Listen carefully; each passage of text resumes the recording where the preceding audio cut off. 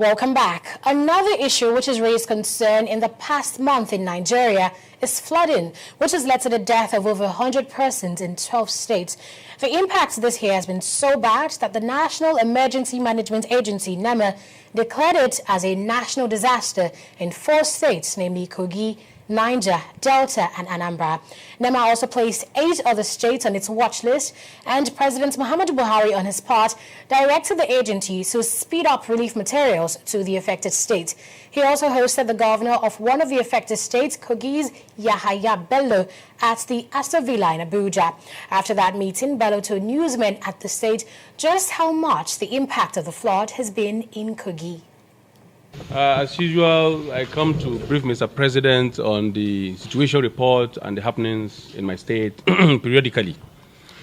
I'm sure you are all aware of the flood trouble or problem that is happening all across the country, and Kogi is worst hit, being the confluence state, confluence of the 2 rivers.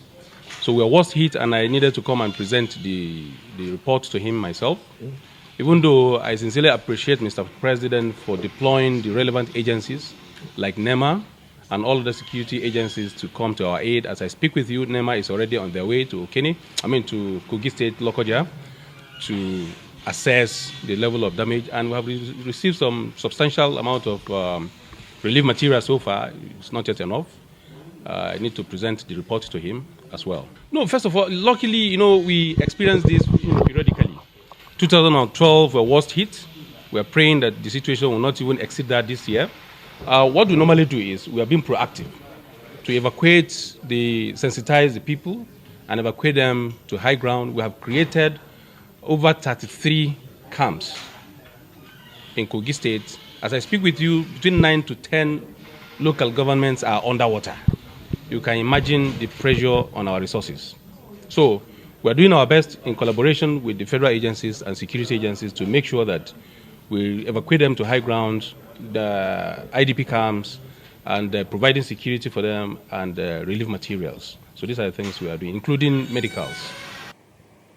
2 days after Bello's meeting with the president, Vice President Yemi Osinbajo visited 2 other flood-prone states in Anambra and Delta.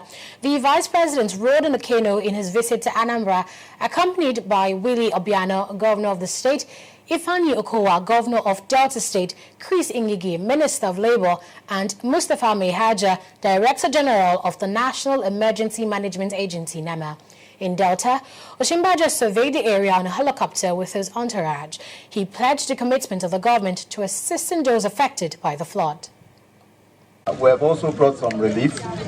I'm here with the Director General of NEMA, the National Emergency Management Agency. In the next few days, we'll be keeping in touch with the state government and the state governor, who, as I've said, has done an awesome job already. And we'll make sure that we support as much as possible. We give all the support, all the help, and all the relief that we can. So already there is some relief. The IDP camps are already being supplied with food and relief materials. Those of you who are here will also be supplied with food and relief materials. And that will come, I hope, today. But what impact will the flood have on the economy? Will food prices go up? I've been speaking with financial analyst Gabriel Idahosa, who highlighted the impact it may have on Nigeria's economic growth and what the government can do to avoid any disastrous consequences. We are moving towards the harvest time in most of these states at the time the floods are happening, and the floods are wiping away farms. We have seen a couple of rice farmers specifically complain that most of their farms have been wiped out just about the time they were expecting to have their harvest. And that's also affecting a lot of other crops, including long-term crops like palm trees and other cashew trees and so on. So definitely it has an effect. The only thing we can expect is that the emergency measures will reduce the impact by quickly addressing such flooded areas and redirecting the built-up water bodies away from such farms into channels that can prevent the water levels from completely destroying those farms. One of the good things that have happened to Nigeria in the last few years is that Agriculture has performed very well.